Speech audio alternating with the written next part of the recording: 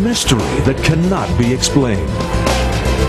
An enigma that defies reason.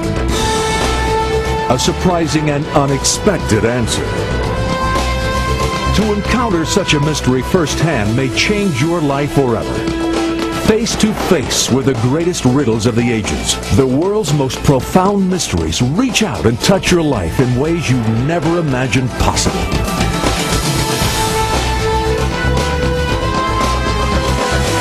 Extreme Mysteries.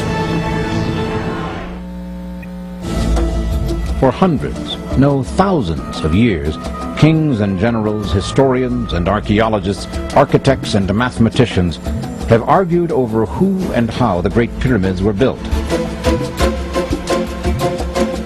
Is it possible the answer can be found not in some ancient Egyptian tomb, but in an amazing tourist attraction in modern-day Florida called the Coral Castle?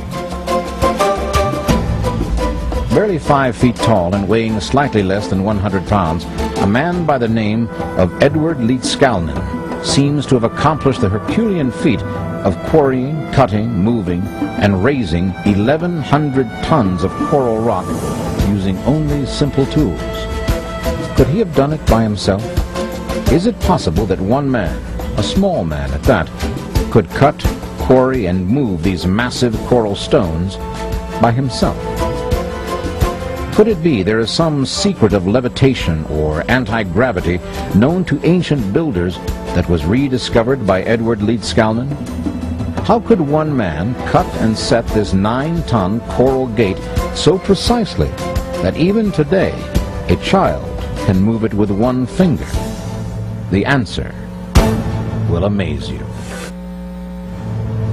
Coral Castle is perhaps America's most intriguing mystery. Like the Great Pyramids of Egypt, it shouldn't be there. But there it is, welcoming visitors every day into its unusual confines and its unbelievable history. Ed Leedskalnin said he knew the secrets of how the pyramids of Egypt were built, and I believe his claim was accurate. Did Leedskalnin somehow stumble onto some mechanism known only to ancient architects and use that knowledge to float enormous coral stones into place? Leedskalnin apparently devoted his entire life to this project.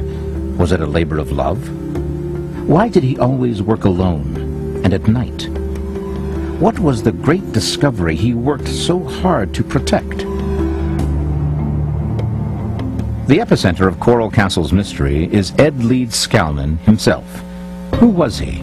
Why did he leave Latvia? And how did he finally end up so far away in Florida? And is there evidence that the story Leedskalnin told visitors about himself and the castle was less than the entire truth? Ed Leedskalnin was born in Latvia in the year of 1887. There he trained as a clerk and also as a stonemason. In 1912, at the age of 26, he was engaged to his 16-year-old girlfriend Agnes Scoff.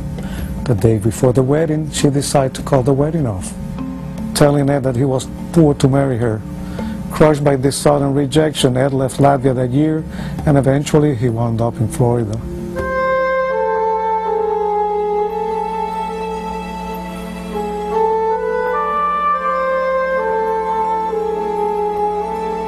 He constructed the Coral Castle as a future home for him, Agnes, and their children. Ripley's, believe it or not, called this Feast of Love table the world's largest Valentine. Ed called this the Grotto of the Three Bears, where the children would play, and he created this repentance corner where their naughty children could be punished. There's a letter from Andrei Stavro, who investigated Ed's life in Latvia. He tells a different story. I met his relatives, found one document and one old photograph of him. In short, Ed's descendants insist that during the 1905 and 1907 uprising, he was an armed guard against the Tsar and left Latvia because of repression of the Tsar's secret police.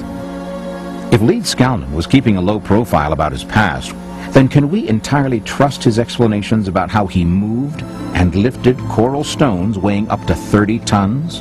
And why would Leedskalnin keep his actual construction methods secret? One person who knew Ed remembers asking him how he did it.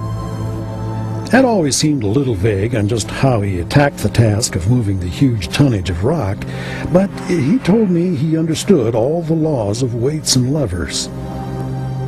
To explain how he managed to move the huge stones, Ed would always tell people, I have discovered the secrets of the pyramids. I have found out how the Egyptians and the ancient builders in Peru, Yucatan, and Asia, with only primitive tools, raised and set in place blocks of stone weighing many tons.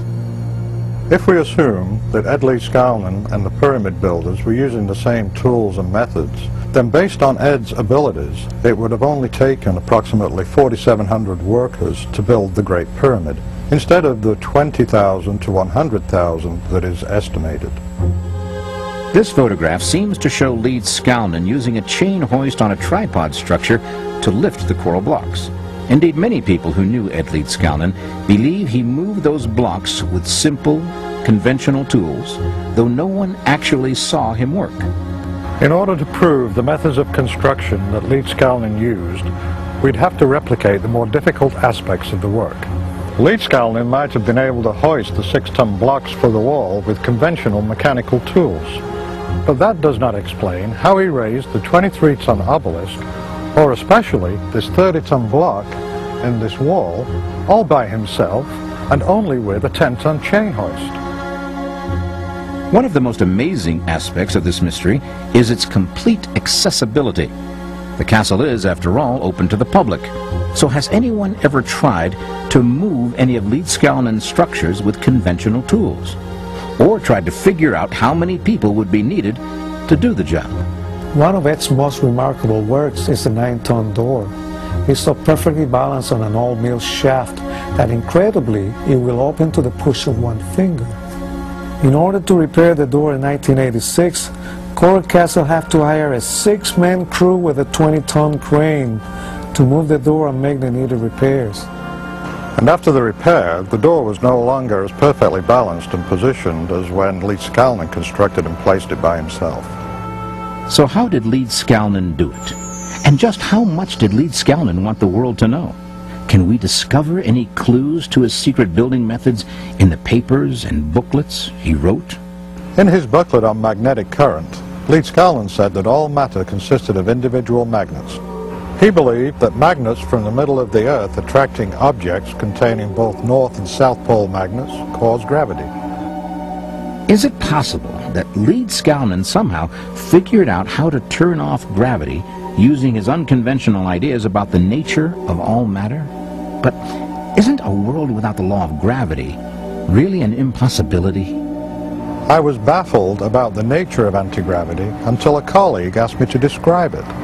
I said that it was a means by which objects could be lifted, and then I realized that we were already applying anti-gravitational techniques in our everyday life. Like getting out of bed in the morning, or an airplane, rocket, and forklift are all devices to overcome gravity. So I asked myself, what if there's no such thing as gravity? If, as Leedskalnin claimed, all things, all matter consists of individual magnets, could the known properties of magnetism explain gravity? Then I began to speculate that Leedskalnin was creating anti-gravity by simply flipping the magnetic poles in his coral blocks so they would match and therefore repel the magnetic polarity of the Earth. The flywheel in Leedskalnin's tool shop consists of bar magnets set in cement. It is mounted on a 4th-row camshaft. But this photo of Leedskalnin with his hand on the crank may not represent the entire operation. It is possible that there was a reciprocating engine attached to the crankshaft so that Ed could walk away and leave the flywheel running. I believe also that it became part of a radio transmitter. This photo of Ed Leedskalnin working shows him lifting a coral stone with his chain hoist on a wooden tripod. The tripod was made of old telephone poles with a small wooden box on top. Leading out of the box was a wire cable that goes down towards the ground. What was in the box is of course a mystery, but I speculate that it contained radio tuners such as those found in his tool shed. In this other photo, Ed is standing on the crossbars of the tripod. We can see that steps go up one of the poles to the small box, so it seems Leedskalnin needed access to the box while he was working, perhaps to adjust the tuners.